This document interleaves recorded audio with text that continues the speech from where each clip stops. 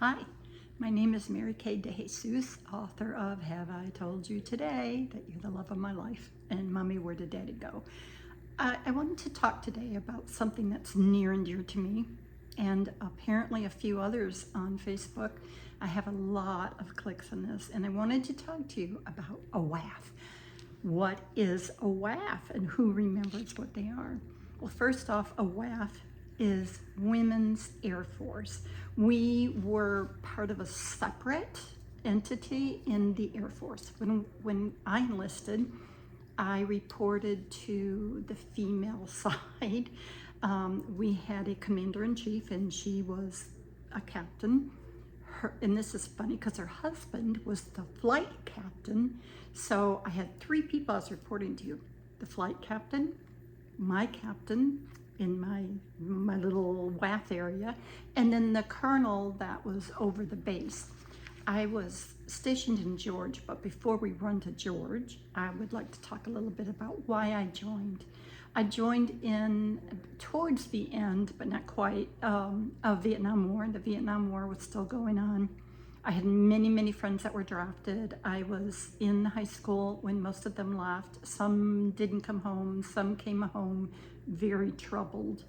And it was sad. I had been protesting. I even went to University of Michigan and sat, sat and protested the war, but it wasn't working. Nothing was working. So I thought, why not? I'm going to enlist. I'm going to see what I can do. Maybe we can do something from the inside. So I went to my recruiter, and we all know the stories about the recruiters. And I have to tell you that probably most of them are true. They did have a quota, and it was an easy place for them to meet women. However, that's not my story today. I went to Lackland, and I have to tell you, I was scared to death. We all got on buses from the airport in San Antonio, and we drove and drove and drove, and all these women, we were all quiet. Everybody's just looking at everybody else, what did we do? What did we do? So we got in there, and we were never yelled at. We were told what to do, but I can't say we were yelled at. But I was in Lackland. We went through basic training, and because we were WAFs, we didn't have to do the confidence course, meaning going through the mud and jumping over things and getting completely dirty. We didn't do that. What we did do, though, is sit in many classrooms, learned how to do our hair, learned how to do our makeup just perfectly, and how to carry our purse and salute at the same time. So we always had our purse on our left side, and we could salute with the right hand. We also learned who to salute. So, it's kind of a different basic for me than my husband. My husband told me about the confidence course. So we were still WAF, so we didn't have to go through that. And then I needed to go to tech school. Well, I had signed up to be an aircraft mechanic, and I don't know why. I mean, I do like mechanics. I do like doing all that stuff. My father taught me well. However, I don't know why I chose that.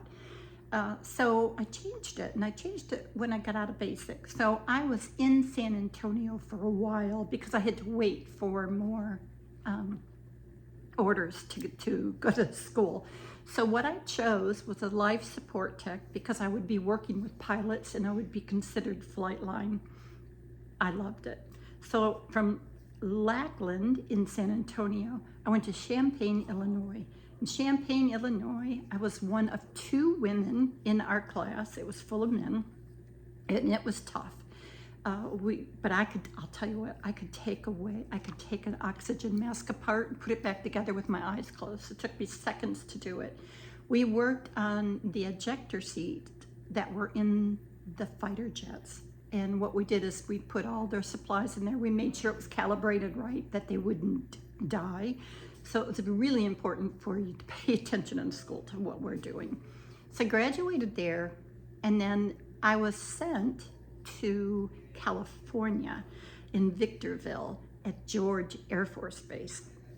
It was different. I was the only female on the flight line at that point. And it was very hard because men had two things to say about the women that were in the Air Force. They were either there to find a man or they were there to screw around with the men. So it was very, very hard. I had just been married. I was a newlywed woman. I even had a baby at home, but I had gone in. And so it was really tough for me to tell these people, I am so sorry, but I'm not here for that. But I did go through the flight. You know, we did everything we could. It was very nice. Anytime that somebody was sick or I had a cold or whatever, or more shots, we were able to use the flight side of the hospital, which meant no lines, no waiting, and good doctors. So all of that part was really, really nice. My brother at the same time was in the Navy, and he was stationed in San Diego. So my captain let me go to San Diego for his graduation from the Navy. It was wonderful. So my whole family is service. My brother was in the Air Force, my younger brother was in the Navy, and then me in the Air Force. My father, World War II. So the family was, we wanted to send back the freedoms that were won for us. The other part of it is I was towards the end of the Vietnam War, and there were too many people. Remember, there was a draft going, so they had all the people they needed from the draft. All of us were extras, the enlistees. So they came out with a program that said you can leave with an honorable discharge if, and only if, your work has been up to a certain par, you've gotten no bad reviews, and nothing bad has happened to you or to someone else you know. So we could apply to get out. Well, I was a young married woman, and I had a child, and I thought, you know, it's hard. And I'm telling you, every day, do I want this with these men or do I not? It was very hard, and I wasn't sure what to do. So I talked to my captain, and she laid everything out, and she said that she would back me no matter what I did. So I took my honorable discharge. I have a DD-214. It shows that I am a Vietnam era veteran. I have all my benefits, and I will never trade that time for anything. That time to me was very precious. It helped me grow quite a bit, and I have to say, if you know, it was there. Take advantage of it if you want. I would be careful right now because of the you know, wars going on, but I am very, very happy that I did that. I met a lot of good people that are still friends today. We are still in touch, and that was 50 years ago.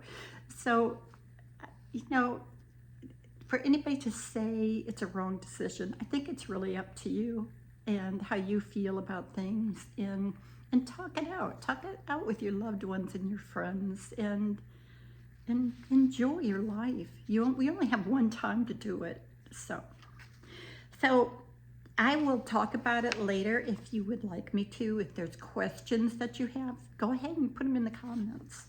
If you like learning a little bit about the WAF, hit a like or hit a subscribe, and I will be back again with another story. I love you.